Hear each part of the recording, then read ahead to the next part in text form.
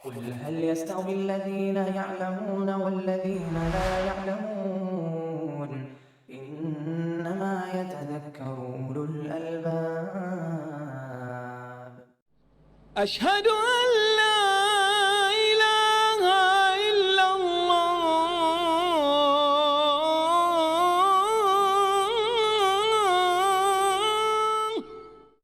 الحمد لله والصلاة والسلام على رسول الله وعلى آله وصحبه ومن اهتدى بهدى أما بعد. فعن أبي سعيد الخدري رضي الله تعالى عنه قال ذكر العزل لرسول الله صلى الله عليه وسلم فقال ولم يفعل ذلك أحدكم ولم يقل فلا يفعل ذلك أحدكم فإنه ليست نفس مخلوقة إلا الله خالقها.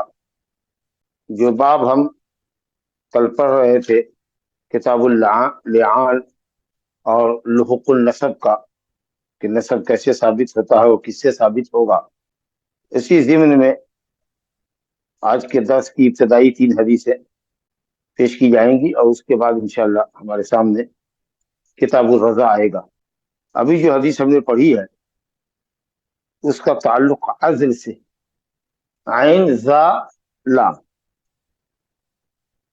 عزل ایک طریقہ ہے منع حمل کا کہ مرد اپنی بیوی سے ہم بستر ہو اور جب انزال منی کا وقت آئے تو اپنے عزو تناسل کو عورت کی فرج سے نکالے اور باہر منی کو ٹپکا دے۔ اس سلسلے میں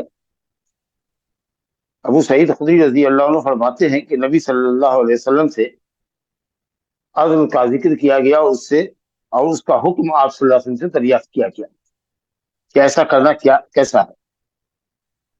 تو آپ نے فرمایا وَلِمَ يَفْعَلُ ذَلِكَ أَحَدُكُمْ، تم میں کا کوئی ایسا کیوں کرتا ہے، کیا حکمت ہے، کیا علت ہے، کیا غرض ہے اس کی ایسا کرنے کی، اور ایک طرح سے انکار کا انداز ہے، ایسا کیوں کرتا ہے، وجہ جاننے کی آپ کوشش کر رہے ہیں لیکن انکار بھی فرما رہے ہیں، تم میں کا کوئی ایسا کیوں کرتا ہے۔ آپ نے یہ نہیں کہا کہ فلا یفعل ذلک احدکم، تم میں کا کوئی ایسا نہ کرے، پہلے نہیں ذکر کیا کہ نہ کرے بلکہ کیوں کرتا ہے۔ اگر نہ بھی کرو گے تو کوئی حرج نہیں، عزل چھوڑ بھی دو اور مد منویہ کو عورت کی شرمگاہ میں ٹپکاؤ تو بھی کوئی فرق نہیں پڑتا ہے۔ وجہ کیا بتائیے آپ نے؟ کہا فإنه ليست نفس مخلوقة إلا الله خالقها، نہیں ہے کوئی نفس انسانی جان جو پیدا کی جانے والی ہے، اللہ کے علم میں ہے، تقدیر میں لکھا ہے، مگر وہ پیدا ہو کے رہے گی، فی الواقع وہ نفس پیدا ہوگا، انسان وجود میں آئے گا، چاہے تم عزل کرو یا نہ کرو، کیونکہ یہ بہت عین ممکن ہے کہ جب تک آدمی اپنے عزل تناسل کو عورت کے جسم سے، اس کی فرج سے باہر نکالے، ہو سکتا ہے کہ پانی کا ایک آدھ قطرہ شرمگاہ کے اندر گر جائے اور وہی حمل کے استقرار کا سبب بن جائے۔ اور کتنے ہی لوگ ہیں جو کہ منی فرج میں ٹپکاتے ہیں اور پھر بھی مقدر میں نہیں ہے تو بچہ نہیں ہوتا ہے۔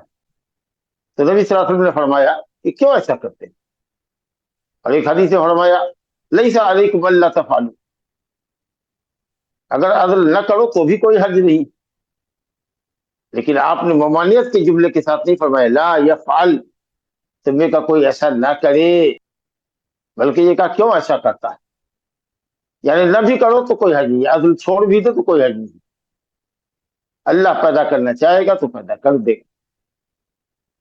اور کوئی ایک قطرہ یا ذرا بھی پانی کا مادہ منویہ کا کوئی بھی حصہ عورت کی شرمگاہ میں گرا، وہی استقرار حمل کا ذریعہ بن جائے گا۔ لہذا کرنا اور نہ کرنا، عزل کرنا نہ کرنا دونوں ہی برابر، اللہ نے اگر اولاد مقدر کی ہے اس ملاقات میں تو بچہ ہو کے رہے گا۔ ما من نفس منفوسۃ الا اللہ خالقها، جس نفس کا پیدا کرنا اللہ نے مقدر کیا ہے وہ پیدا ہو کے بہرحال رہے گا۔ تو یہ عزل جیسا کہ آپ نے اس کی تشریح سنی کہ مادہ منویہ کو عورت کی شرمگاہ سے باہر ٹپکانا کا جو عمل ہے، عام طریقہ سے لوگ ایسا کرتے ہیں تاکہ بیوی ان کی حاملہ نہ ہو، منع حمل کے طریقے کے طور پر اس ایک طریقے کا استعمال ہوتا ہے، جیسے کہ آج کل مانے حمل گولیاں استعمال کی جاتی ہے، یا لوگ نیرود استعمال کرتے ہیں، یا اسی طریقہ سے کاپرٹی عورت لگواتی ہے. تو یہ سب چیزیں ہیں اپنی. بہرحال جو عزل کا طریقہ تھا، جو قدیم طریقہ تھا میڈیکل سائنس کے ڈیولپمنٹ سے پہلے، جو طریقہ تھا وہ یہی تھا کہ آدمی اگر بیوی سے فوراً بچہ نہیں چاہتا، یا لونڈی ہے اسے وہ خدمت دیتا اور چاہتا کہ جب چاہیں گے تو بیچ دیں گے، اگر وہ حاملہ ہو گئی بچہ لے آئی تو وہ ام الولد ہو جائے گی، ہم اس کو بیچ نہیں سکیں گے، پھر وہ ہمارے مرنے کے بعد ہی وہ آزاد ہو جائے گی، ہم اس کو بیچ نہیں سکتے صحیح قول کے مطابق. یا اگر کسی دوسرے شخص کی لونڈی ہے اور آقا کی اجازت سے اس نے شادی کی ہے، اور مرد ادھر یا تو آزاد ہے یا آزاد عورت سے شادی نہیں کر سکتا تو لونڈی سے مجبوراً کر رہا ہے، یا کسی اور نے اس سے شادی کی ہے غلام نے، تو بہرحال وہ جو لونڈی سے جو بیوی ہے کسی کی، اگر اس سے بچہ ہوگا تو بچہ اپنی ماں کے تابع ہوگا، اور ماں چونکہ کسی آقا کی لونڈی ہے تو اس کے بطن سے پیدا ہونے والا بچہ بھی آقا ہی کا ہوگا، وہ بھی غلام ہی ہوگا، تو آزاد مرد کو ملے گا نہیں وہ بچہ. تو اس لیے بھی وہ عزل کرتا تھا کہ ہمارا بچہ کیوں غلام بنے، اپنی ماں کے تابع ہو. اور لونڈی سے اس لیے کرتا تھا تاکہ لونڈی ام ولد نہ بنے، بچے کی ماں نہ بنے، ورنہ وہ اس کا بیچنا جائز نہیں ٹھہرے گا. اور بیوی سے اسی طریقہ سے آدمی کرتا تھا تاکہ وہ جلد حاملہ نہ ہو. بہرحال یہی سے وجوہات تھی جس کی وجہ سے لوگ عزل کیا کرتے تھے. تو آپ نے ترک کی طرف سے اشارہ کیا کہ عزل نہ کرو، عزل کر دے اور نہ کر دے سے کوئی فرق نہیں پڑتا ہے. اور بعض ایک روایت نے کہا کہ ذاک الوعد الخفی، یہ پوشیدہ طریقے کا یا ادنا درجے کا وعد ہے. وعد کہتے ہیں بچے کو زندہ درگور کرنا. وَإِذَا الْمَوْءُودَةُ سُئِلَتْ، زندہ درگور کی ہوئی بچی سے پوچھا جائے گا کہ تمہارے باپ نے کس جرم کی سزا میں تم کو زندہ درگور کیا. تو عورت بچہ پیدا ہو جاتا تھا یا بچی پیدا ہو جاتی تھی، تب وہ سخت دل باپ اس کو ماں کی گود سے چھینتا اٹھاتا اور لیا کے زندہ درگور کر دیتا. آپ نے اس کو کہا کہ ذاک الوعد الخفی، یہ ہلکے درجے کا وعد ہے، کیونکہ یہ ایک طرح کا قطع نسل ہے، قطع نسل ہے، اور اسلام میں مطلوب ہے کثرت نسل. تو بہرحال مکروہ عمل ہے لیکن جائز عمل، جیسا کہ دوسری روایت نیچے آ رہی ہے. حضرت جابر بن عبداللہ رضی اللہ عنہ سے روایت ہے، فرماتے ہیں کہ کننا نعدل والقرآن ینزل، ہم لوگ عدل کیا کرتے تھے اور قرآن اتر رہا ہوتا تھا. قرآن مجید کے نزول کا زمانہ تھا، رسول اللہ صلی اللہ علیہ وسلم ہمارے درمیان موجود تھے. اب یہ استنباط ہے حضرت جابر بن عبداللہ کا، یا راوی حدیث میں سفیان ابن عیینہ ہے، ان کا یہ قول ہوگا، استنباط ہوگا، جیسا کہ مؤلف نے انڈر بریکٹ لکھا قال سفیان ابن عیینہ لو کان شیء ینہی عنہ، اگر یہ چیز منع ہوتی، عزل کرنا منع ہوتا شریعت میں، تو قرآن مجید میں اس کی ممانعت کی آیت اتر جاتی. یعنی یہ جواب ہے اس بات کا کہ اگر کوئی یہ کہے کہ صحابہ عزل کیا کرتے رہے ہوں گے اور نبی صلی اللہ علیہ وسلم کو اس کی بابت علم نہ رہا ہوگا، تو اس میں یہ جواب آ گیا کہ اگر نبی صلی اللہ علیہ وسلم کو علم نہیں تھا تو اللہ رب العالمین کو تو علم تھا، وہ تو جان رہا ہے کہ کون لوگ کہاں کیا کر رہے ہیں اور قطع نسل کر رہے ہیں. قرآن مجید اتر رہا تھا، آیت کریمہ ممانعت کے سلسلے میں اتر جاتی، لیکن قرآن اتر رہا ہے، زمانہ نزول وحی کا ہے، اور ممانعت نہیں قرآن میں آ رہی ہے، اس کا مطلب یہ ہے کہ یہ عمل حلال اور جائز تھا، جبھی تو اس کی ممانعت نہیں آئی. بہرحال جمہور ائمہ امت کے علماء یہی کہتے ہیں کہ عزل کرنا جائز ہے. اب اس کے اندر لونڈی سے تو خیر بلا اجازت کے آپ عزل کر سکتے ہیں، اور وہ جو لونڈی ہے، جو آپ کی بیوی ہے، کسی کی لونڈی ہے، آپ نے اس سے شادی کی ہے، تو اس صورت میں چونکہ بچہ جو ہوگا وہ آقا کا ہوگا، لونڈی کے ماتحت ہوگا، غلام ہو جائے گا. تو ایسی صورت میں اگر آقا سے اجازت دی جائے کہ یہ بچہ جو ہمارا ہوگا، یہ اگر آپ کا نہ ہو، میرا ہو، اگر اس کی آپ اجازت دے دیں کہ اس کا نسب مجھ سے ملے گا، غلام نہیں ہوگا، تو پھر ٹھیک ہے. بہرحال تو یہ جمہور کہتے ہیں کہ لونڈی جو شوہر والی ہے، جسے شادی کیا ہے، اس سے آقا سے اجازت لے لے، اور اپنی لونڈی ہے مکمل، جس سے ملک یمین کی بنیاد پر ہم مجامعت کرتے ہیں تو اس کو ہم نہیں چاہتے کہ وہ حاملہ ہو تاکہ اس کی قیمت کم ہو جائے، یا یہ کہ پھر وہ بیچی نہ جائے ام ولد ہو کر کے. تو لونڈی سے مطلق اجازت کی ضرورت نہیں ہے. لونڈی بیوی ہے تو آقا سے اجازت لے لے. اور اسی طریقہ سے کیونکہ ہو سکتا ہے کہ وہ آقا بھی نہیں چاہتا ہو کہ اس کی لونڈی ام ولد بنے، اس لیے آپ اس سے اجازت دیجیے. اور بیوی جہاں تک ہے تو ائمہ ثلاثہ نے، ابو حنیفہ نے، مالک نے اور احمد نے کہا کہ بیوی سی کی رضامندی مطلوب ہے، اس کی رضامندی کے بعد ہی ایسا کریں. کیونکہ بہرحال زوجین کو جو لذت ملتی ہے خاص کے بیوی کو، اسی صورت میں جبکہ مادہ منویہ اس کے رحم میں ٹپکایا جائے، اس سے اس کو سکون اور اطمینان، آپ پورے طریقے سے تشفی اور پلیزر کا اس کو احساس ہوتا ہے. اس لیے آپ عورت جو آزاد بیوی ہے آپ کی، اس کے حق کا آپ احترام کیجیے، اگر اس سے اجازت کے بعد ہی آپ ایسا کر سکتے ہیں. لیکن امام شافعی نے کہا کہ بیوی لونڈی ہو یا آزاد ہو، کسی سے بھی آپ بغیر اس کی اجازت کے عزل کر سکتے ہیں. البتہ نووی اور دوسرے علماء نے یہ کہا ہے کہ مکروہ ہے، لیکن اجازت لینا ضروری نہیں ہے. اب کچھ لوگوں نے کہا کہ نہیں صاحب یہ عمل حرام ہے یا علی الاقل مکروہ شدید ہے، کیونکہ نبی صلی اللہ علیہ وسلم نے اس کو واضح خفی کہا ہے. بہرحال راجح قول یہ ہے کہ عزل جائز ہے بیوی سے بھی. اور لونڈی کا تو خیر ابھی رواج ہی نہیں ہے، ضمن مسئلہ آ گیا تاکہ آپ کے علم میں یہ بات رہے کہ لونڈی سے اجازت کی ضرورت نہیں ہے. لونڈی بیوی ہے تو اس کے آقا سے اجازت کی ضرورت ہے تاکہ یہ لونڈی ام ولد نہ بن جائے اور آقا کی مالیت کا نقصان نہ ہو. اور اپنی بیوی سے عزل کرنے کے لیے اس کی باہمی رضامندی ضروری ہے. جیسے کہ مانے حمل اگر گولی استعمال کرتی ہے تو شوہر کے علم میں ہونا چاہیے، کیونکہ بچے پر دونوں کا برابر ادھیکار ہے، برابر حق ہے.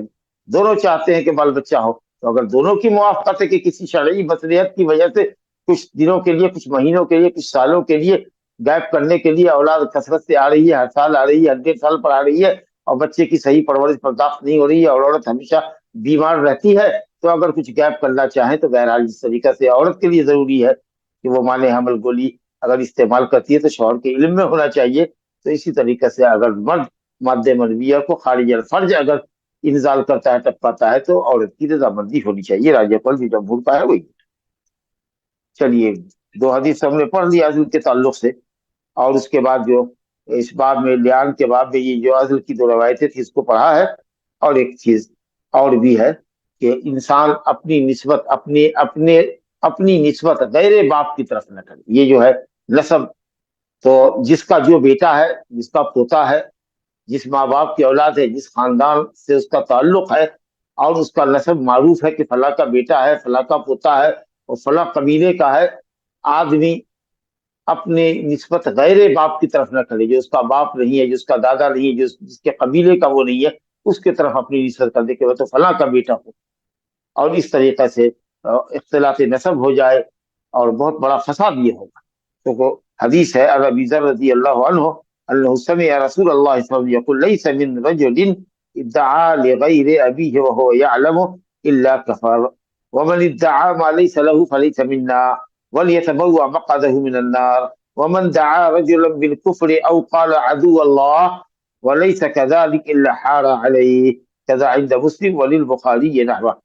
ابو ذر غفاری رضی اللہ عنہ سے روایت ہے، کہتے ہیں انہوں نے سنا رسول اللہ صلی اللہ علیہ وسلم سے فرماتے ہوئے کہ جو شخص بھی جان بوجھ کر اپنی نسبت غیر باپ کی طرف کرتا ہے، جو اس کا باپ نہیں ہے اس کو اپنا باپ بتاتا ہے کہ میں فلاں کا بیٹا ہوں، فلاں رئیس کا بیٹا ہوں، اپنی اسٹیٹس کو بڑھانے کے لیے یا کوئی اور بھی اس کا دنیاوی مقصد ہو جس کے لیے وہ اپنی نسبت غیر باپ کی طرف کرتا ہے اور اپنے باپ سے اپنی نسب کا انکار کرتا ہے اور دوسرے قبیلے کی طرف، دوسرے شخص کی طرف اپنی نسبت کرتا ہے جان بوجھ کر کے ایسا یہ کرتا ہے، تو کہا آپ صلی اللہ علیہ وسلم نے الا کفر، اس نے کفر کیا.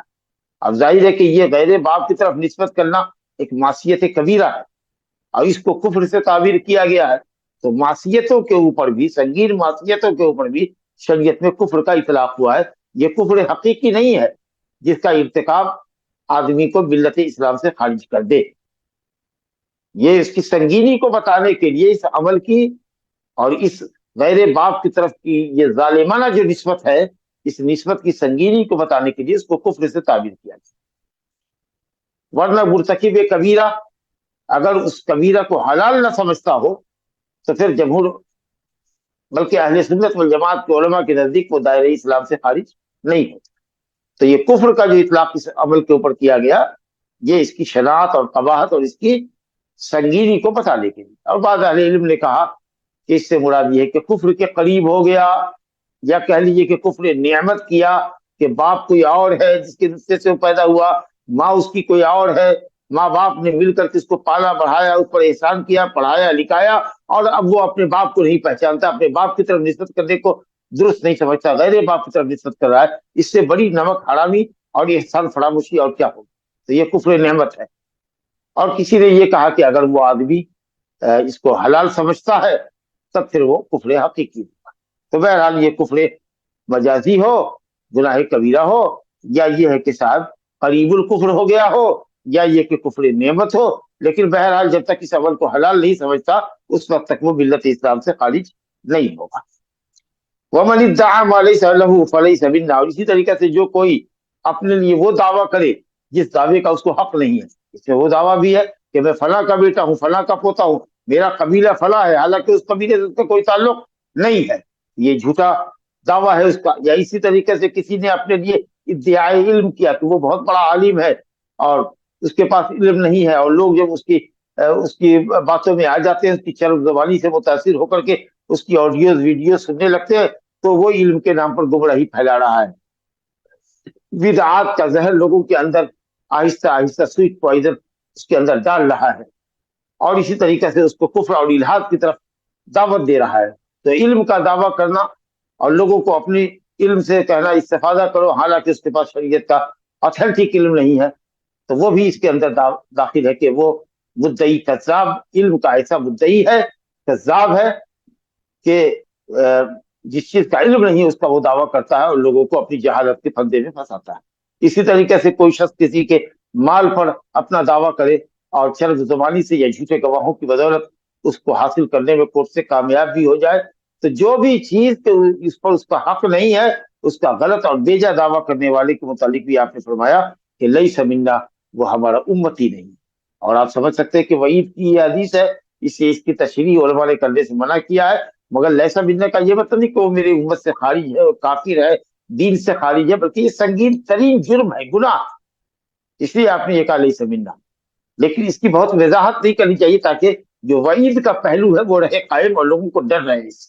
ورنہ ہم تو اہل سنت والجماعت کا عقیدہ ہم جان ہی رہے ہیں کہ اگر اس طریقے سے کوئی عمل کرتا ہے، جھوٹ بولتا ہے اور غلط طریقے سے کسی کی زمین غصب کرتا ہے اور نسب کی نسبت غیر باپ کی طرف کرتا ہے اور اس کو وہ حلال نہیں جانتا، تو وہ بہت بڑا مجرم ہے، گنہگار ہے، لیکن دائرہ اسلام سے خارج نہیں۔ تو لیس منا کا مطلب ٹھیک ہے کہ وہ ہمارا امتی نہیں ہے، کا مطلب یہ ہے کہ آپ نے نفرت کا اظہار کیا ہے، اور سنگینی بتانے کے لیے آپ نے یہ فرمایا ہے۔ تاہم اہل علم نے کہا کہ اس طرح کے وعید کی نصوص کی بہت تفصیل اور تشریح نہیں کرنی چاہیے تاکہ جو زجر اور توبیخ کا پہلو ہے وہ پہلو اپنی جگہ قائم رہے۔ اور فرمایا وَلْيَتَبَوَّأْ مَقْعَدَهُ مِنَ النَّارِ، اور ایسا شخص جو مدعی علم ہے حالانکہ عالم نہیں ہے، مدعی نسب ہے غیر باپ سے حالانکہ وہ اس خاندان کا نہیں ہے، اسی طریقے سے کسی کی ملکیت پر مدعی ہے، اپنی ملکیت کا دعویٰ کرتا ہے جبکہ وہ چیز اس کی ملکیت میں نہیں ہے، وہ اس کا مالک نہیں ہے، تو آپ نے فرمایا اس سے برات کا اظہار کیا کہ وہ میرا امتی نہیں۔ اور ایسے آدمی کو اپنا ٹھکانہ، اپنی منزل، لیتبوأ المکان اے منزلہ جعلہ منزلا، اپنی منزل دور تک اور دیر تک جہنم میں اپنی منزل بنا لے کہ وہ دیر تک جہنم میں رہے گا۔ تبوأ المکان یعنی اذا اقام الى مدت بعیدہ، کسی جگہ میں جب آدمی دیر تک ٹھہرتا ہے تو کہتے کیا بھائی تبوأت منزلہ فلاں المدینہ تبوأتها، تم نے فلاں شہر کو اپنا لگتا ہے کہ مستقر اور جائے قیام مستقل بنا رکھا ہے کیا، یا ایک لمبی مدت تک قیام کے لیے شہر کو اختیار کر رکھا ہے کیا؟ مطلب یہ ہے کہ ایسا آدمی دیر تک جہنم میں رہے گا۔ جیسے نبی صلی اللہ علیہ وسلم فرمایا کہ من کذب علی متعمدا فلیتبوأ مقعدہ من النار، جھوٹ تو جھوٹ ہے لیکن نبی پر جھوٹ کٹنا بہت سنگین ہے، دین کو بگاڑنا ہے، تو کہا کہ وہ اپنا تبوہ کرے منزل جہنم، فلیتبوأ مقعدہ من النار، وہ بھی اپنا ٹھکانہ جو، تو اہل علم نے کہا کہ بہت دن تک وہ جہنم میں رہے گا۔ عام گنہگاروں کے مقابلے میں اس کی جو مدت مکس ہوگی، ٹھہرنے کی مدت جہنم میں ہوگی وہ زیادہ ہوگی. یہ معنی ہوتا ہے تبوا کے کہ زیادہ دن تک وہ جہنم میں رہے گا، زیادہ مدت تک، لمبی مدت تک.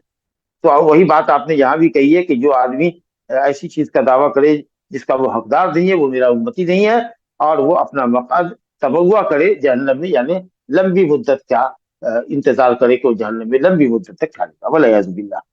اور تیسری بات آپ نے فرمائی ومن دعا رجلا بالکفر او قال عدو اللہ، اگر کسی نے کسی کو کہا اے کافر، کافر کہہ کے بلایا، یا یہودی، یا نصرانی، یا مجوسی، یا وثنی، کسی طریقے سے آپ نے اس کو پکارا، حالانکہ وہ آدمی مشرک نہیں ہے، یہودی نہیں ہے، لیکن آپ اس کو بلاتے ہیں اور اس کو کفری یا ملت کی طرف اس کی نسبت کرتے ہیں، یا آپ اس کو کہتے ہیں یا عدو اللہ، اے اللہ کا دشمن ادھر آ، اور وہ اس کا مستحق نہیں ہے، ولیس کذالک، اور ان میں سے کسی بھی لفظ کا وہ مستحق نہیں ہے، الا حال علیہ، تو کہنے والے کو یہ جملہ پلٹ کر مل جاتا ہے، وہ جملہ کہنے والے کے اوپر پلٹتا ہے، لا حول ولا قوت الا باللہ. تو اس لیے کسی کو برے لقبوں سے نہیں پکارنا چاہیے، ولا تلعبدوا بالالقاب بئس الاسم الفسوق بعد الایمان، برے لقب سے کسی کو پکارنا، اور خاص کر کے کسی کو کافر کہنا، یہودی کہنا، یہ نہیں کہنا چاہیے. حتیٰ کہ مشرک کو بھی آدمی مشرک کہنے میں یا کافر کہنے میں احتیاط کرے، یا اس کا حکم نہ بنائے کہ تو کافر ہے تو جہنم. ایک عام سی بات کہے کہ جس نے ایسا کیا وہ کافر، جو ایسا کرے گا وہ جہنمی، عمومی خطاب. کسی کافر کو یا کافر، یا فنا، یا ملعون، لا حول ولا قوت الا باللہ، اس طریقے سے نہیں کرنا چاہیے. تو آپ صلی اللہ علیہ وسلم نے بلا وجہ کے لیے کسی کی نسبت کفر کی طرف کرنا، یا اس کو عدو اللہ کہنا، یا کسی پر کفر کا حکم لگانا، یہ بڑا مسئلہ سنگین ہے. آج کل چھوٹی چھوٹی باتوں پر ارے وہ تو یہ بدعت کر رہا ہے اور بدعتی جہنم میں ہے لہذا وہ جہنمی ہے. فرق نہیں کرتے کہ بدعت عملی ہے یا بدعت اعتقادی ہے، یا یہ بھی نہیں فرق کرتے کہ اس کو معلوم بھی ہے کہ نہیں کہ یہ عمل بدعت کا ہے، فوراً حکم لگاتے ہیں. تو کفر کا حکم لگانے میں اور کسی کو بدعتی کہنے میں آدمی کو ہر درجہ محتاط ہونا چاہیے، اور جب تک کہ وہ کفر صریح نہ کرے یا ارتداد کی واضح وجہ اس کے اندر پائی نہ جائے، اور آدمی حجت تمام نہ کر دے کہ یہ جو خوبو ہے تمہارے اندر یہ کفر کی ہے، اس سے توبہ کرو، اور ایسا کرنے والا دائرہ اسلام سے خارج ہوتا ہے، تو اس کے بعد اس کے اوپر یہ حکم لگے گا. ورنہ کفر اور فسق اور بدعتی کہنے میں جو لوگ تسرع کرتے ہیں، جلد بازی سے کام لیتے ہیں، بہرحال اس سے بچنا چاہیے.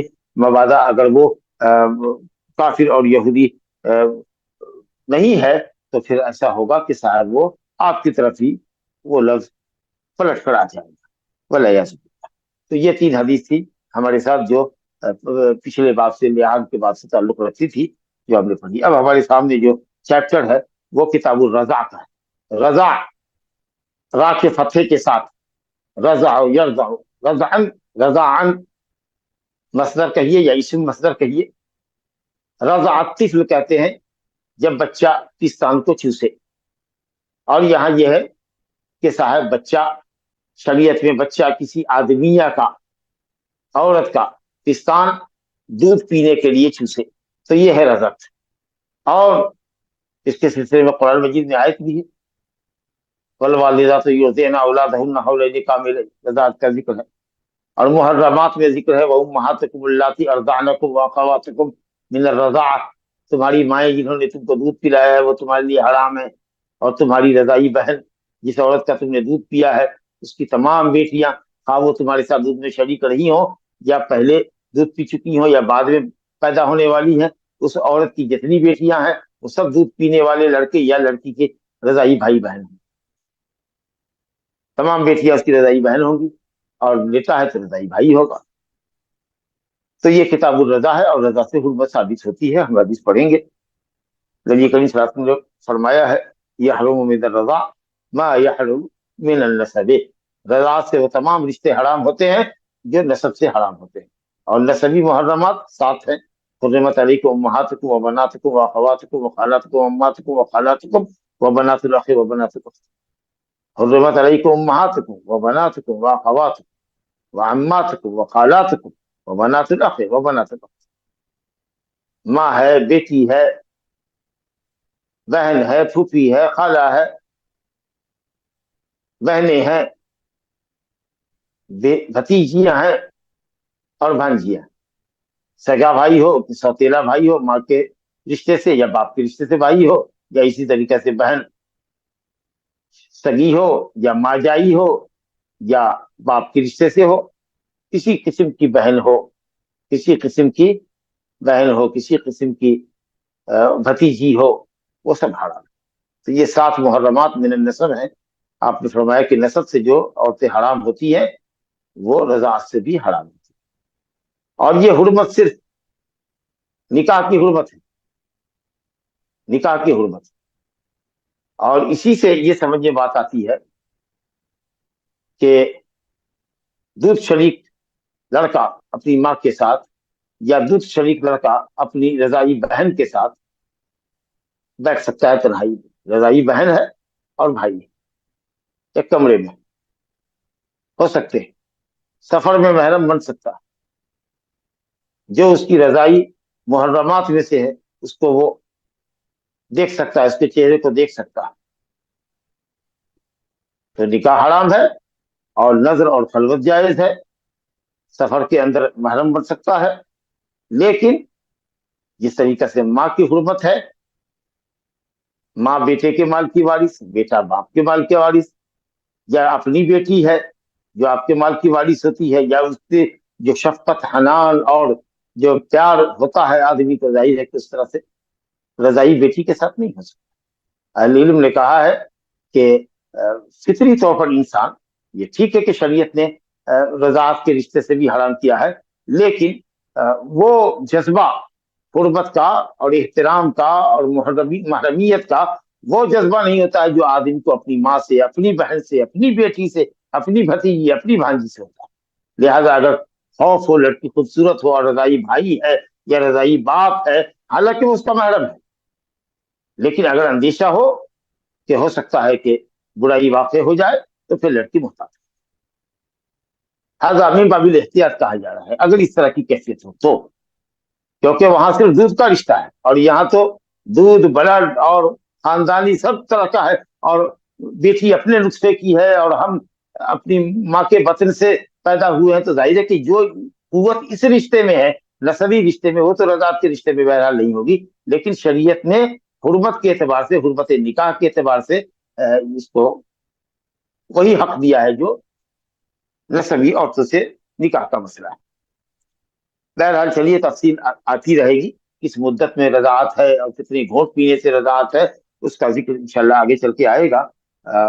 تمہید میں زیادہ وقت نہ لیتے ہوئے ہم حدیث آپ کے سامنے پڑھتے ہیں. پہلی حدیث ہے عن ابن عباس رضی اللہ عنہما قال قال رسول اللہ صلی اللہ علیہ وسلم فی بنت حمزہ فی بنت حمزہ قال رسول اللہ صلی اللہ علیہ وسلم فی بنت حمزہ، یعنی حمزہ بن عبد المطلب، لا تحل لی یحرم من الرضاع ما یحرم من الصدق. کی حدیث آگے وہی ابنت اخی من الرضاعہ.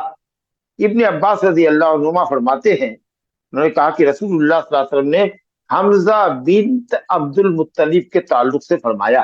اصل میں ہوا یہ کہ حضرت علی رضی اللہ عنہ نے نبی صلی اللہ علیہ وسلم کے سامنے پرپوزل پیش کیا کہ آپ قریش کے دوسرے قبائل سے شادی کرتے ہیں، دوسرے قبائل میں شادی کرتے ہیں، بیوی وہاں کی لاتے ہیں، اپنے خاندان کی لڑکیوں سے کیوں نہیں شادی کرتے؟ آپ نے کہا کیا مطلب، کون ہے جس کا رشتہ آپ پیش کر رہے ہو؟ تو کہا کہ حمزہ بن عبد المطلب کی بیٹی ہے نا، آپ کی چچا زاد بہن ہی تو ہوگی، آپ اس سے شادی کر لیجیے. اللہ اکبر، یہ مشورہ دیا انہوں نے. آپ نے فرمایا کہ چچا زاد بہن ہے، اس کے اعتبار سے تو وہ حلال تھی، لیکن وہ میرے لیے حلال نہیں ہے. ولا تحل لی، وہ میرے لیے حلال نہیں ہوگی. کیوں؟ اس کی وجہ یہاں نہیں بتائی ہے. کہا کہ انہا ابنت اخی من الرضاع، یہ میرے رضائی بھائی کی بیٹی بھی تو ہے. حمزہ ابن عبد المطلب جو میرے سگے چچا ہے وہ میرے رضائی بھائی بھی ہیں. ابو لہب کی لونڈی سویبہ نے مجھ کو اور چچا حمزہ کو دودھ پلایا تھا، تو اس طریقے سے ہم دونوں رضائی بھائی ہو گئے. اور ان کی جو بیٹی ہے وہ میرے رضائی بھائی کی بیٹی ہوئی، گویا بھتیجی ہو گئی، اس لیے وہ میرے لیے جائز نہیں ہے. اور آپ نے یہ تھیوری دی، قانون دیا، ایک قاعدہ کلیہ دیا آپ نے، یحرم من الرضاع ما یحرم من النسب، رضاعت کے رشتے سے وہ تمام عورتیں حرام ہوتی ہیں جو نسبی رشتے سے حرام ہوتی ہیں. آخر میں کہا وہی ابنۃ اخی من الرضاع، یہ میرے رضائی بھائی کی بیٹی ہے. تو معلوم یہ ہوا کہ رضاعت کے رشتے سے وہ تمام عورتیں حرام ہوں گی جن کا ذکر بھی آپ نے سنا. رضائی ماں، اسی طریقے سے رضائی بیٹی. رضائی بیٹی کون ہوگی؟ جس کو آپ کی بیوی نے دودھ پلایا ہے، آپ اس کے لیے رضائی باپ ہوں گے. اسی طریقے سے رضائی بہن ہوئی، رضائی پھوپھی ہوئی، رضائی خالہ ہوئی، رضائی بھتیجی ہوئی، رضائی بھانجی ہوئی. رضائی بہن ہے، اس کی بیٹی ہے جو ہماری بھانجی ہو رہی ہے. تو یہ سب عورتیں حرام ہیں. اس کے بعد آپ نے فرمایا ہے، اسی مفہوم کی حدیث فرمائی ہے آپ نے، عن عائشہ رضی اللہ عنہا قالت قال رسول اللہ صلی اللہ علیہ وسلم ان الرضاعة تحرم ما يحرم من الولادہ. اسی مفہوم کی وضاحت ہے دوسری حدیث ہے جو ام عائشہ رضی اللہ عنہ سے مروی ہے. فرماتی ہے کہ رسول اللہ نے فرمایا کہ رضاعت انہی رشتوں کو حرام کرتا ہے یا کرتی ہے، رضاعت حرام کرتی ہے جو ولادت کے رشتے سے حرام ہوتی ہے. جو عورتیں ولادت کے رشتے سے، نسبی رشتے سے، دادیالی اور نانیالی رشتے سے جو عورتیں مرد کے لیے حرام ہیں، وہی عورتیں رضاعت کے رشتے سے بھی حرام ہوتی ہے. تفصیل آپ نے سنی. اب جو مسئلہ بتایا کہ رضاعت بچے نے یا بچی نے تو عورت سے دودھ پیا ہے، کتنا پیا یہ اپنی جگہ مسئلہ ہے. یہ اپنی جگہ مسئلہ ہے، اس کو ہم آپ کے سامنے لے آتے ہیں، پھر آگے مسئلہ دیکھیں گے. کہ معلوم یہ دونوں حدیثوں سے یہ ہوا، جو حضرت ابن عباس کی حدیث ہے اور حضرت عائشہ کی، کہ ولادت کے رشتے سے جو عورتیں حرام ہوتی ہیں وہ رضاعت کے رشتے سے بھی حرام ہوں گی. تو رضاعت مدت رضاعت کے اندر ہونی چاہیے، اور وہ مدت ہے 2 سال کی. یہی جمہور امت کے علماء کا قول ہے کہ 2 سال کے بعد رضاعت ثابت نہیں ہوگی. اور بعض اہل علم نے کہا کہ دودھ چھوڑنے سے پہلے تک رضاعت ثابت ہے. دونوں قول میں کیا فرق ہوا؟ ہو سکتا ہے کہ بچہ 1.5 سال میں دودھ چھوڑ چکا ہے، یا آپ نے دودھ چھوڑا دیا، عورت نے دودھ پلانا چھوڑا دیا، اب اس کو دودھ کی چاہت بالکل نہیں ہوتی ہے، روٹی سبزی کھاتا ہے، چاول دال کھاتا ہے، دلیا وغیرہ کھاتا ہے، اور اس سے اس کی بھوک مٹ جاتی ہے، دودھ کی چاہت نہیں ہوتی. تو اس کا مطلب یہ ہے کہ وہ دودھ سے مستغنی ہو چکا ہے اور دوسری غذا پر اس کی زندگی کا انحصار ہو چکا ہے. تو چاہے وہ 2 سال کی مدت سے قبل ہی فطام کیوں نہ ہو، دودھ چھوڑا دیے کیوں نہ دیا جائے، اب اس کے بعد رضاعت کا رشتہ ثابت ہے. شیخ الاسلام ابن تیمیہ رحمۃ اللہ علیہ کا یہ قول، اور اس میں قوت ہے، کیونکہ بچہ، حدیث میں ہے کہ انما الرضاعۃ من المجاعہ، جب بچے کی بھوک مٹتی ہو دودھ سے، کہ دودھ کے بغیر بچہ صبر نہیں کر سکتا ہو، یوں آپ کچھ اس کو کھلا دیں، 2 چمچہ چٹا دیں دلیا، یہ کچھ چاکلیٹ کھلا دیں، کچھ اور بسکٹ وغیرہ دے دیں، لیکن ہر حال میں اس کو دودھ چاہیے، دودھ نہیں ملتا تو رونے لگتا ہے. اور جب دودھ اس کو دیا جاتا ہے، فیڈر میں دیا جائے، یا ماں اس کو اپنے سینے سے لگاتی ہے، اپنی چھاتی سے لگاتی ہے، پستان منہ میں ڈالتی ہے، وہ بچہ خاموش ہو جاتا ہے. اس کا مطلب ہے کہ دودھ کس کو ہے، اس نے چھوڑا نہیں ہے. گو کہ کچھ کھا رہا ہے، سیریلیک وغیرہ اور دوسری کچھ چیزیں آپ اس کو کھلا رہے ہیں سائڈ سے، لیکن دودھ اس کی ابھی خاص غذا ہے. تو جب تک ایسا معاملہ رہے گا غذا رہے گی. لیکن جب سے دودھ کے علاوہ کوئی چیز اس کی مستقل غذا بن جائے گی اور دودھ کے بغیر بھی وہ وقت کاٹ رہا ہے، گزار رہا ہے، تو اب حرمت رضاعت ثابت نہیں. جیسا کہ حدیثوں سے ہے کہ رضاعت تبھی ہے جبکہ دودھ بچے کے لیے اس کی بھوک کے مٹانے کا ذریعہ ہو، اور بچے کے لحم و شحم اور بچے کی ہڈی اور پٹھے کے مضبوطی کا سبب ہو، مین غذا ہو اس کی دودھ. لیکن اگر وہ اسے مستغنی ہو گیا، چھوڑ چکا ہے، تو اب کہے کی رضاعت.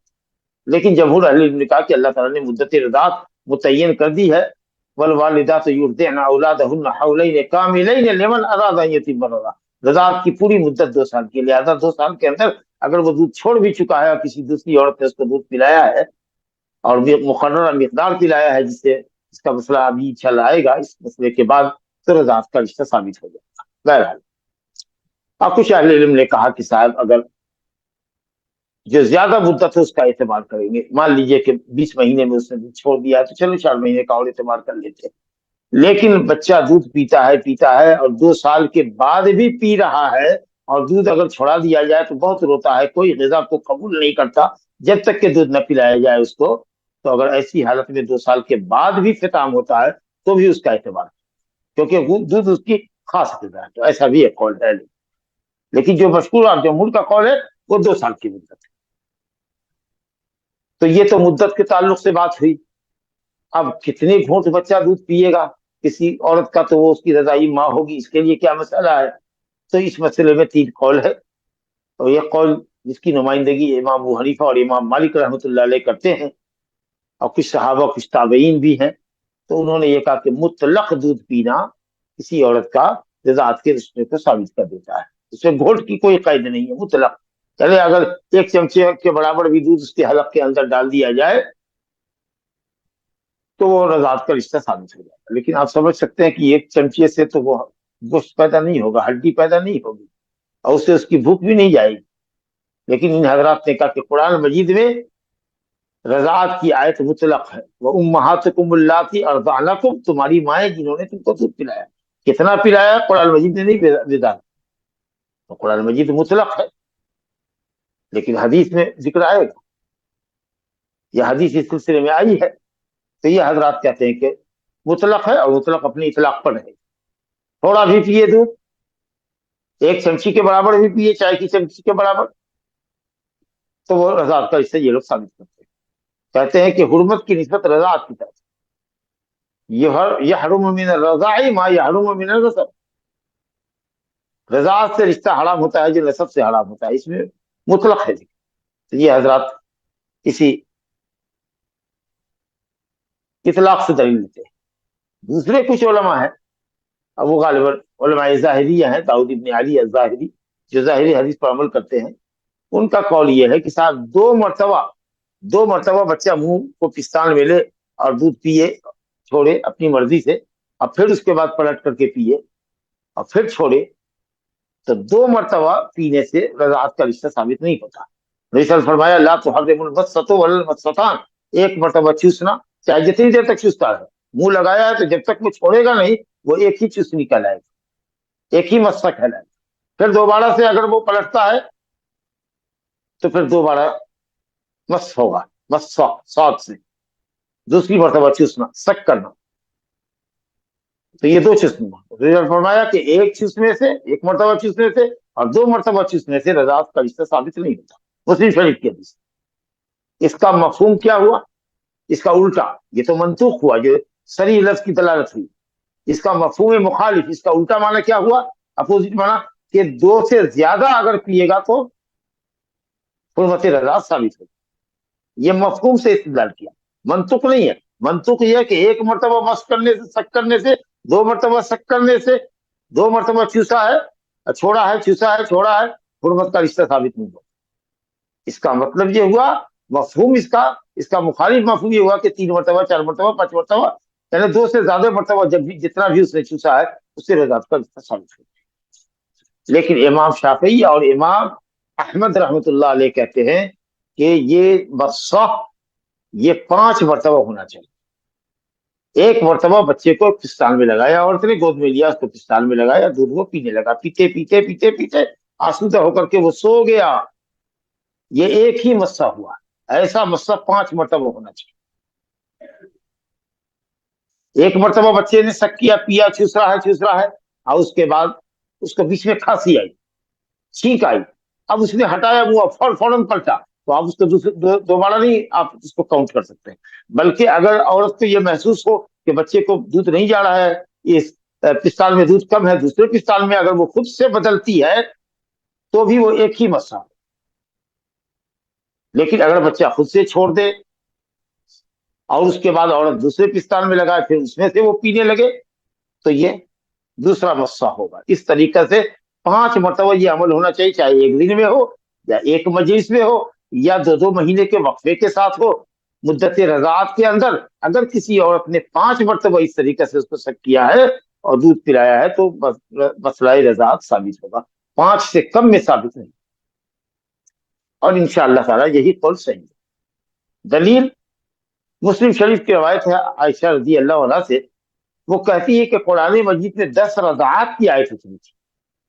قال فیما انزل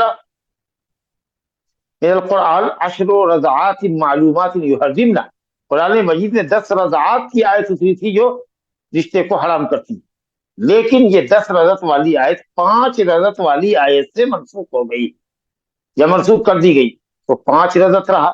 اس کے بعد یہ کہتی ہے کہ نبی صلی اللہ علیہ وسلم کے انتقال کے بعد تک وہ آیت تلاوت کی جاتی رہی۔ اب اس مسئلے پر لوگوں نے اعتراض کیا کہ یہ کیسے ہو سکتا ہے کہ نبی صلی اللہ علیہ وسلم کے انتقال کے بعد بھی 5 رضعت والی آیت تلاوت کی جاتی رہی، پھر وہ منسوخ ہو گئی، نبی صلی اللہ علیہ وسلم کے بعد کیسے منسوخ ہوگی، کون منسوخ کرے گا اس کو، کیوں وہ آیت تلاوت کی جاتی رہی؟ حالانکہ اس کا جواب آسان ہے کہ بالکل آخر میں نبی صلی اللہ علیہ وسلم کے انتقال سے کچھ مدت پہلے 5 رضعت کی آیت کی تلاوت منسوخ ہو گئی ہوگی اور حکم باقی رہا۔ اس لیے بہت سے لوگوں کو 5 رضعت والی جو آیت تھی اس کی منسوخیت کا علم نہیں تھا، اور لوگ نبی صلی اللہ علیہ وسلم کی وفات کے بعد بھی 5 رضعت والی آیتوں کی تلاوت کرتے رہے۔ بعد میں جب ان کو معلوم ہوا تب پھر انہوں نے اس کی تلاوت چھوڑ دی، حکم باقی رہا۔ چنانچہ جب حضرت ابو بکر صدیق رضی اللہ عنہ نے قرآن مجید کو مختلف صحیفوں میں جمع کیا اور حضرت عثمان غنی رضی اللہ عنہ نے جب ایک صحیفے میں جمع کیا تو اس آیت کو ہٹا دیا جو 5 رضعت والی آیت تھی، لیکن حکم باقی رہا۔ اس کے ساتھ ایک دوسری روایت ہے سہلہ بنت سہیل کی، جو ابو حذیفہ رضی اللہ عنہ کی بیوی تھی، اور انہوں نے سالم کو اپنا لے پالک بنا رکھا تھا، منہ بولا بیٹا جاہلیت کے طریقے پر، لیکن جب آیت اتری کہ نہیں کوئی کسی کا بیٹا بنانے سے نہیں بنتا ہے، جو جس کا بیٹا اسی کے باپ کی طرف اس کی نسبت کرو، تو اب اس طریقے سے سالم بیٹا نہیں رہا، سالم اللہ اکبر مولا ابی حذیفہ، حالانکہ وہ ان کی بیوی سہلہ کے غلام سے آزاد کرتا، لیکن ابو حذیفہ کے ساتھ اکثر رہتے تھے، اس لیے سالم مولا ابی حذیفہ کہتے ہیں، ابو حذیفہ کے آزاد کردہ غلام۔ تو وہ اب روکے نہیں رکتے تھے، گھر میں آ جاتے تھے، کیونکہ ایک مدت تک وہ رہے تھے ساتھ، اور وہ داڑھی وہ چھپکی آ گئی تھی، اور جب وہ آتے گھر میں تو اکثر سہلہ جو ہوتی وہ کپڑا سر سے گرا ہوا ہوتا یا سینے سے چادر اتری ہوتی، اسی طریقے سے ہاتھ پنڈلی وغیرہ کھلی رہتی، تو کوشش کے باوجود بھی نہیں بچ سکتی تھی، منع کرنے کے بعد بھی وہ سالم مانتے نہیں تھے، اور حضرت ابو حذیفہ کو یہ ناگوار لگتا تھا، بڑی تنگی محسوس کر رہی تھی، بہت حرج محسوس کر رہی تھی۔ چنانچہ وہ آئی نبی صلی اللہ علیہ وسلم کے پاس اور کہا یا رسول اللہ، سالم کا اور ہمارا جو رشتہ تھا، ماں بیٹے کا، منہ بولے ماں بیٹے کا جو رشتہ تھا وہ تو آپ کو معلوم ہے، اور اب جو متبنہ کے سلسلے میں جو آیت اتری ہے وہ بھی ہم لوگوں کے سامنے ہے، اب سالم میاں رکتے نہیں ہے، اور میں ان سے جو پردہ چاہیے وہ کر نہیں پاتی ہوں، اور ہمارے میاں کو ابو حذیفہ کو یہ بات ناگوار لگتی ہے، اب میں کروں تو کیا کروں، میں تو سب سنجھل میں ہوں۔ نتیجہ یہ ہوا کہ نبی صلی اللہ علیہ وسلم نے فرمایا ارضعی خمسن تحرمی علیہ، جا کے 5 گھونٹ اس کو دودھ پلا دے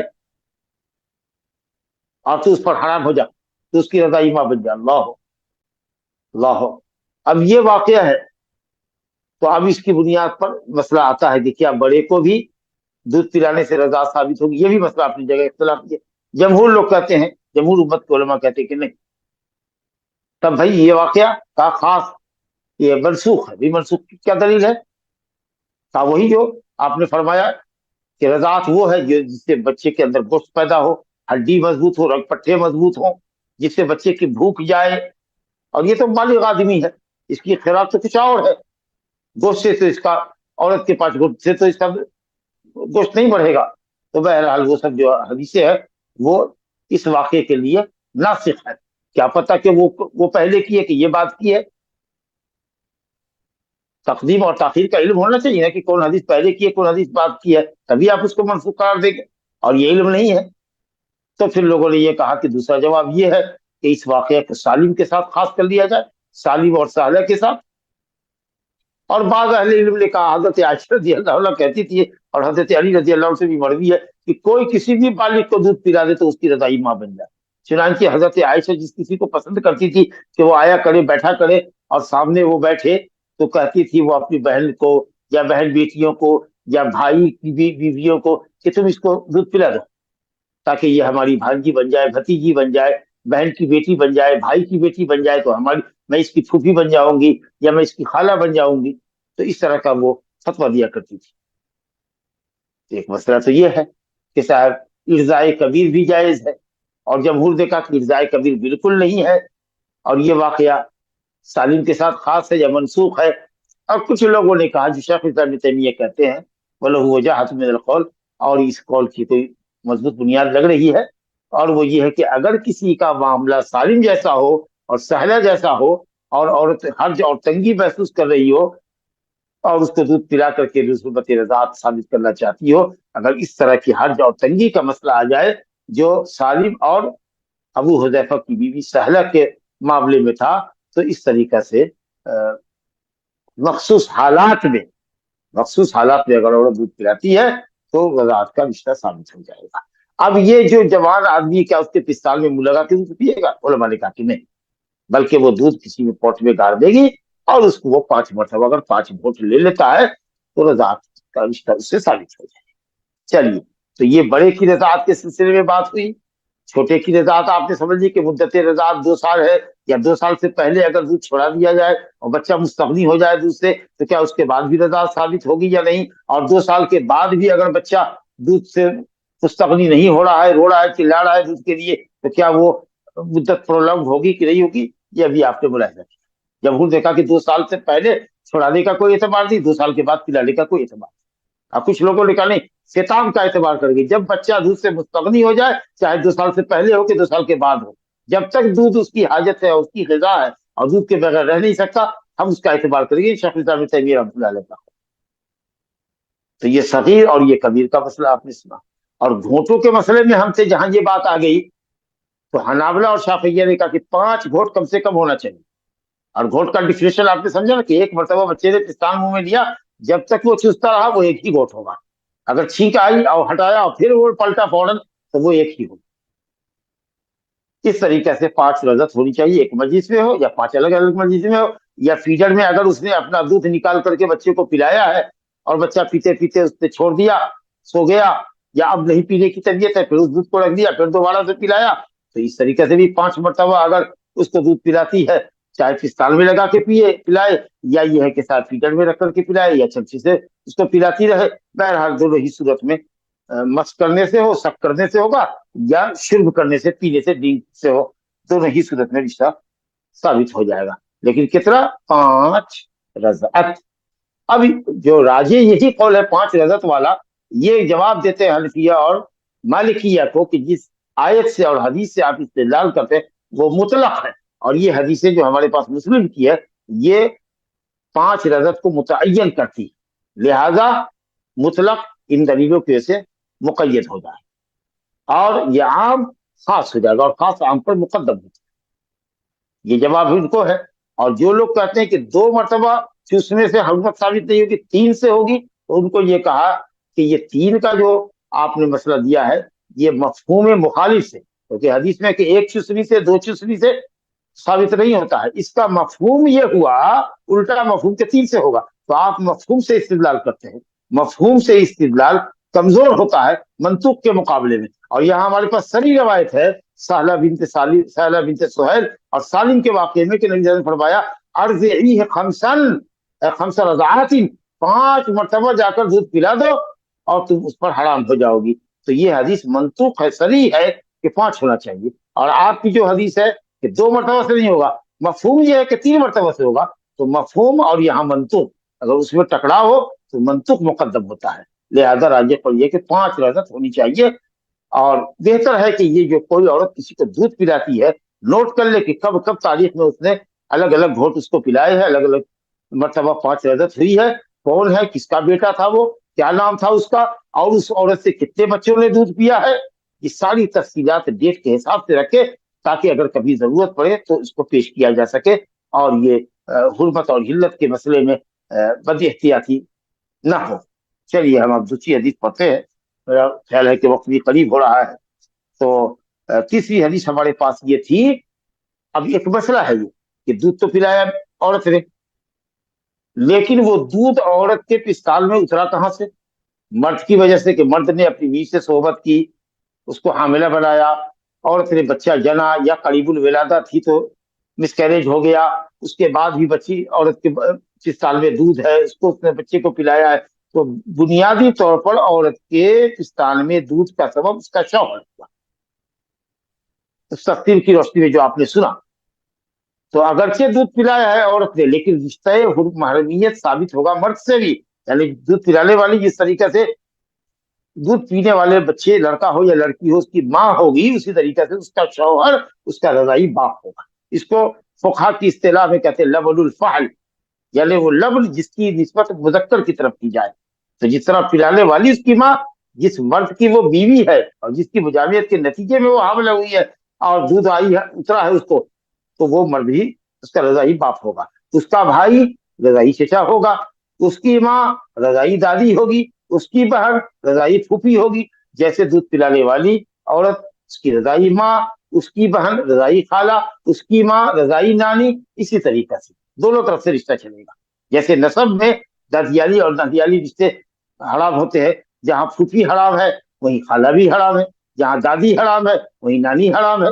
تو اسی طریقہ سے دونوں طرف سے رشتہ چلے گا. اس کو لبن الفحل کہتے ہیں. تو کیا لبن الفحل سے حرمت ثابت ہوگی کہ نہیں ہوگی؟ بالکل نیسیسری کہ ہوگی. اور مرد اس کا رضائی باپ ہوگا، اس کا بھائی اس کا رضائی چچا ہوگا.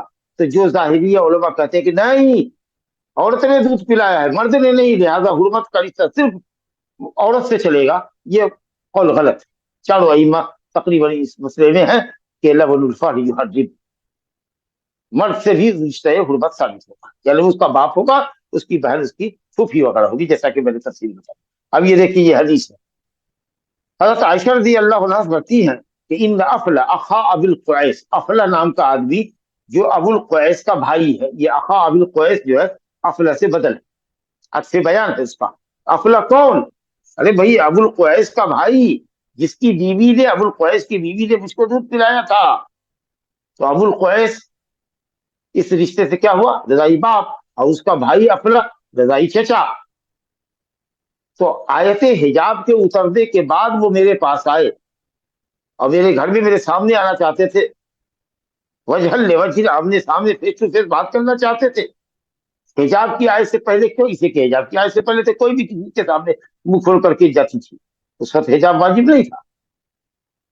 یہ تقریباً بعض علماء نے کہا 5 سالوں کے بعد، بعض نے کہا 6 سالوں کے بعد حجاب کی آیت اتری ہے، ہجرت کے بعد.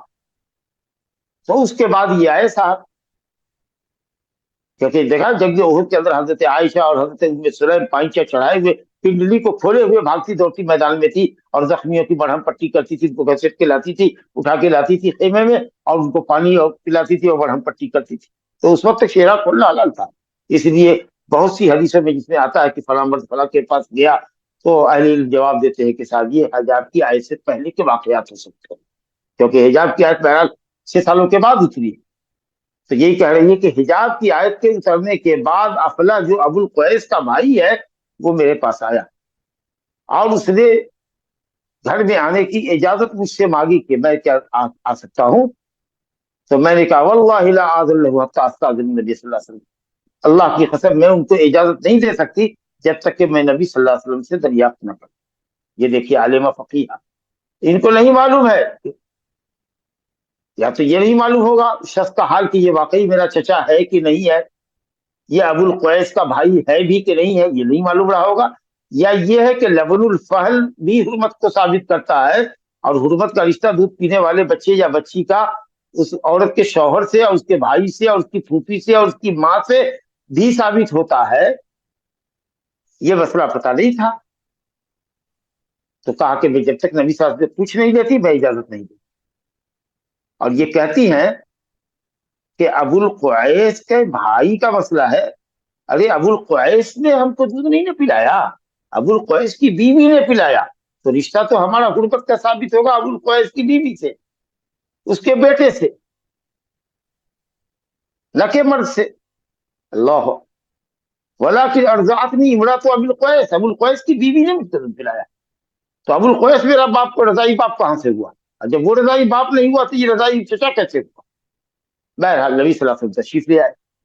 میں نے کہا یا رسول اللہ، ایک شخص جو کسی کو دودھ نہیں پلاتا، یا یہ ایک شخص جس نے مجھ کو دودھ نہیں پلایا بلکہ اس شخص کی بیوی نے دودھ پلایا، بھلا وہ آدمی رضائی باپ کیسے ہوگا، اس کا بھائی رضائی بھائی کے چچا کیسے ہوگا؟ آپ نے کہا نہیں نہیں نہیں، یہ ذلیل لہو، افلا کی بات کر رہے ہو، ہاں وہ داخل ہوگا تمہارے پاس آئے گا. فإنه عمک، وہ تیرا چچا ہے. دیکھیے کتنا صاف اور صریح لفظ آپ نے استعمال کیا. آپ کا ہاتھ ترے بولی والی لفظی مانا تو یہ کہ تیرے داہنے ہاتھ میں خاک لگے. رسوائی ہو، لیکن یہ قتل مراد نہیں ہے، جد و اجتہاد کرنے کے لیے کہا جا رہا ہے، ابھارنے کے لیے. یہ بات کو سمجھو. بولی بھالی وہ تمہارا چچا ہے، وہ آئے گا تمہارے پاس. واضح ہو گئی کہ غربت کا رشتہ مرد عورت سے جس طرح ثابت ہو رہا ہے اسی طریقے سے اس کے شوہر سے بھی ثابت. ایک لفظ کے اندر عروہ کہتے ہیں کہ فَبِذَلِكَ كَانَتْ عائشہ تقول، اسی بنیاد پر حضرت عائشہ کہا کرتی تھی کہ رضاعت سے تمام رشتے حرام ہوتے ہیں جو نسب سے حرام ہوتے ہیں، اور نسبی رشتے میں دادیالی اور نالیالی دونوں آتا ہے، تو اسی طریقے سے رضاعت میں بھی عورت سے چلے گا رشتہ تو نالیالی ہوگا، اور اس کے شوہر سے چلے گا تو دادیالی رشتہ ہوگا. شوہر اس عورت کا رضائی باپ ہوگا، اس کا باپ رضائی دادا ہوگا جی، اور اسی طریقے سے اس کا جو بیٹا ہے وہ اس کا رضائی بھائی ہوگا، چاہے وہ کسی بھی بیوی سے ہو، اللہ ہو. اسی طریقے سے اس کی پھوپھی لڑکے کے لیے رضائی پھوپھی ہوگی الی آخر.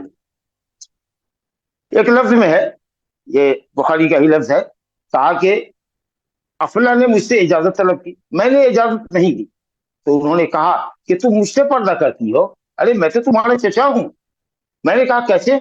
کہا کہ میرے بھائی کی بیوی نے میرے بھائی کے ذریعے پیدا دودھ سے تم کو دودھ پلایا ہے. آپ نے دیکھا، یعنی میرے بھائی کی بیوی نے تم کو دودھ پلایا. ایسا بھی نہیں کہ صاحب پہلے شوہر سے تم کو دودھ پلایا اور تم بعد میں میرے بھائی کی زوجیت میں آئی. نہیں نہیں نہیں، میرے بھائی کی زوجیت میں آ کر کے جب وہ ماں بنی ہے تو اس نے دودھ پلایا ہے. گویا کہ اس دودھ کی نسبت میرے بھائی کی طرف ہے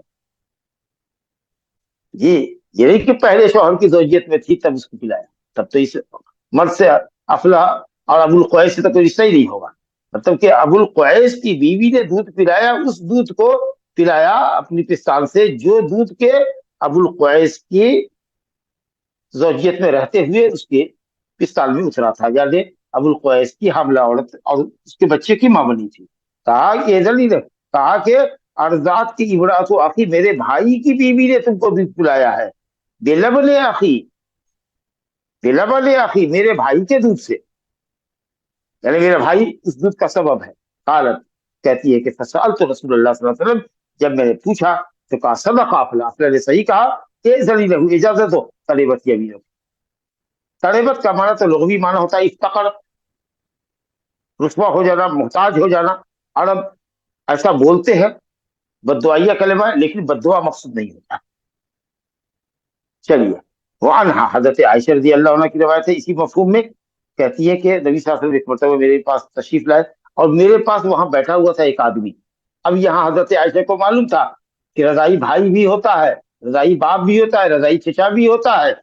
سب ایک آدمی بیٹھ کے گفتگو کر رہا تھا اور حضرت عائشہ بیٹھی ہوئی تھی. اب نبی صلی اللہ علیہ وسلم داخل ہوئے، آپ صلی اللہ علیہ وسلم اس شخص کو پہچانتے نہ تھے اور اس کی نسبت عائشہ سے کیا ہے، عائشہ سے کیا ہے، رشتہ داری کیا ہے، وہ بھی نہیں جانتے تھے. ظاہر ہے کہ حمیت اور غیرت مرد کے اندر جاگتی ہے، اور جو مرد ہے واقعی مرد ہے، جو دیوس قسم کا آدمی ہے جو اپنی بیوی بیٹی میں قباحت اور فواہش دیکھتا ہے اور خاموش ہوتا ہے، اس کا تو خیر ذکر ہی مت کیجیے، وہ تو بے غیرت انسان ہے. لیکن جو باغیرت انسان ہوتا ہے وہ اگر اپنی بیوی کے ساتھ، اپنی کسی محرم کے ساتھ اگر کسی اجنبی کو دیکھتا ہے اور رشتے کی نوعیت دونوں کی معلوم نہیں ہوتی تو اس کی حمیت اور غیرت جاگ اٹھتی. وہی نبی صلی اللہ علیہ وسلم تو لوگوں میں سب سے زیادہ غیرت مند تھے. ایک مرتبہ حضرت سعد نے کہا کہ میں اگر دیکھوں کسی کو کہ میری بیوی کے بدن پر چڑھا ہوا ہے تو میں گواہ لینے جاؤں گا اور تلاشنے جاؤں گا، میں تو اس کو تلوار کی دھار سے 2 ٹکڑے کر دوں گا. کہا دیکھو دیکھو دیکھو سعد کی غیرت، اور واللہ میں سعد سے زیادہ غیرت مند ہوں اور اللہ مجھ سے بھی زیادہ غیرت. تو نبی صلی اللہ علیہ وسلم کا عائشہ یہ کون آدمی ہے؟ تو حضرت عائشہ نے کہا اخی من الرضاع، یہ میرا رضائی بھائی ہے. فقال، تو آپ نے کہا یا عائشہ انظرن من اخوانکم، غور کیا کرو، تحقیق کر لیا کرو، بالکل انشور ہو جاؤ کہ یہ تمہارا بھائی ہے. اور رضاعت کب ہوئی ہے؟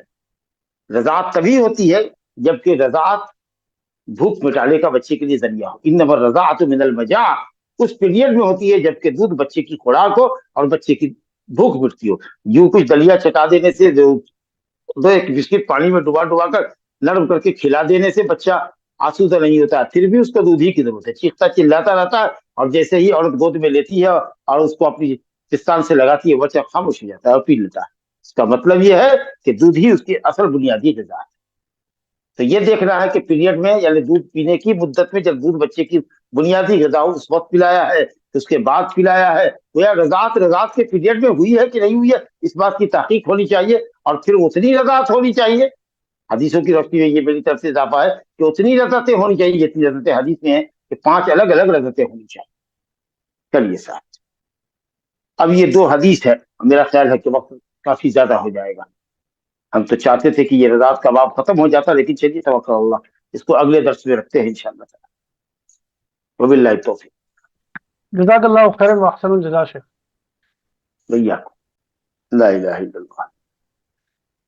3 سال کے بچے کو اڈاپٹ کرے تو اب اگر دودھ پلا دیے تو کیا یہ رضائی کے حکم میں لے سکتے؟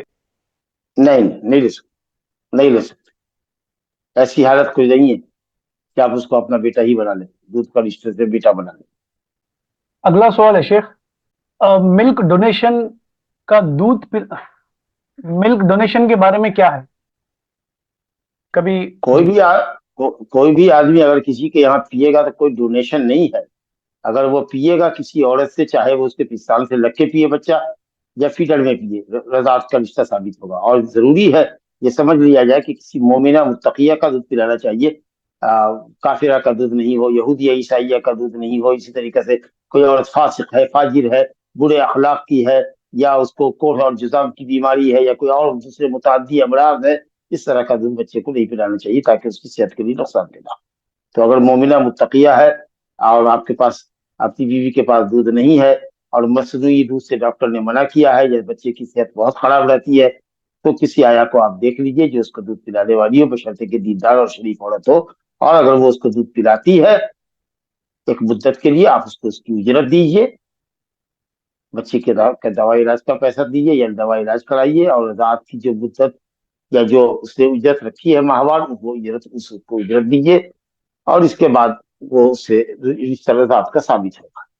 یہ نہیں کہ ہم نے جو فری میں پلا دیا، کوئی پیسے نہیں لیتی، ٹھیک ہے آپ مت لیجیے پیسہ، لیکن جو شریعت نے رشتہ حرمت کا ثابت کیا ہے آپ اس کو اگنور نہیں کر سکتے، وہ تو ہر حال میں شریعت کا ثابت قانون ہے، وہ قانون رہے گا۔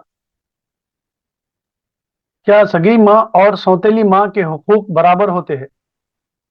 نہیں بالکل برابر نہیں ہوتے، جو اپنی ماں ہے وہ ماں ہے، ان امہاتکم من اللہ ولدنہم، ان امہاتکم من اللہ ولدنکم یا ولدنہم، مائیں وہ ہوتی ہیں جو بچے کو جنم دیتی ہیں، جو بچے کی ماں ہے وہ ماں ہے۔ باقی رہا کہ جو سوتیلی ماں ہے، باپ کی دوسری بیوی ہے، باپ کے احترام میں ان کا احترام کرنا چاہیے، اور وہ ہمارے لیے محرم ہے، کیونکہ باپ کی منقوہ سے شادی نہیں کر سکتے، لیکن ان کا احترام کرنا چاہیے اور ان کے ساتھ بھی حسن سلوک کرنا چاہیے، لیکن اپنی ماں کا جو مقام ہے اس ماں کا نہیں ہے، کیونکہ آپ کی متروکہ جائیداد میں سوتیلی ماں کا حصہ نہیں ہے، اور سوتیلی ماں کی جائیداد میں آپ کا حصہ نہیں ہے، وراثت کا مسئلہ نہیں چلے گا، لیکن ہاں آپ اس کے محرم ہیں، سفر کر سکتے ہیں اس کے ساتھ، وہ منہ کھول کر کے آپ کے سامنے آ سکتی ہے، بیٹھ سکتی ہے، تنہائی ہو سکتی ہے، الا یہ کہ اگر شبہ ہو اور کہ باپ مر گیا ہے اور سوتیلی ماں جو ہے وہ جوان ہے، اور یہ لڑکا جو سوتیلی ماں کو امی امی کر کے جا رہا ہے یہ بھی جوان ہے، اور ہو سکتا ہے کہ صاحب جو صرف باپ کے رشتے کی وجہ سے رشتہ ہے، اپنی ماں کی جو حیثیت ہے اس کے دل میں جو اس کا عزت اور احترام ہے، ظاہر ہے کہ وہ سوتیلی ماں کا نہیں ہوگا، تو ہو سکتا ہے کہ وہ سوتیلی ماں کے ساتھ اس کا معاملہ گڑبڑ ہو جائے، تو ایسی صورت میں پھر وہ عورت پرہیز کرے گی اور یہ لڑکا بھی جانے سے پرہیز کرے گا۔ چلیے، دودھ پلانے کے علاوہ کسی کو بچپن سے پال لینا، گھر میں رکھ لینا، اس سے کوئی رضائی بھائی بنتا ہے کیا؟ نہیں ہوتا، دودھ پلانے ہی سے ہوتا ہے، اور بلڈ ڈونیشن کرنے سے بھی نہیں ہوتا ہے، رشتہ ثابت نہیں ہوتا ہے، دودھ پلانے ہی سے ہوگا۔ جی شیخ، یہ ایک میرٹل ریپ بول کے کافی کیسز ہوتے شیخ، اس کا مطلب یہ ہے کہ کیا ہے؟ اگر شادی شدہ ہے، ہسبینڈ وائف ہے، اور بیوی نہیں چاہ رہی ہے کہ اس کے ساتھ بستر کرے، تو اس کو میرٹل ریپ بولتے ہیں۔ اگر اس کے بعد بھی اگر وہ جماع پر اصرار کرے شوہر، اور اس کے بعد جماع ہو جائے، تو اس کو میرٹل ریپ کر کے کیس کر دیتے شیخ، تو اس میں اسلام میں کیا ہے؟ بالکل حرام ہے، ناجائز ہے، ایسی کوئی شادی اسلام میں درست نہیں ہے جس کا مقصد یہ نہ ہو، مجامعت نہ ہو، اولاد کا حصول نہ ہو، پاک دامنی نہ ہو مرد کی۔ تو اگر اس کے ساتھ ہم بستر نہیں ہوتی ہے، اس کا مطلب یہ کہ مرد اپنی خواہش کہاں پوری کرتا ہے، بدکاری اور زنا کاری کرتا ہے۔ تو یہ شادی ہی نہیں ہے جو اس طرح کے ایگریمنٹ کے ساتھ ہے یا اس شرط کے ساتھ ہے، یہ باطل، یہ نکاح ہی نہیں ہے، اسلام میں یہ ویلڈ نکاح نہیں۔ لا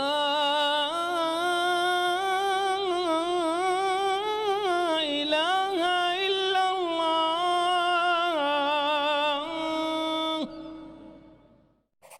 قل هل يستوي الذين يعلمون والذين لا يعلمون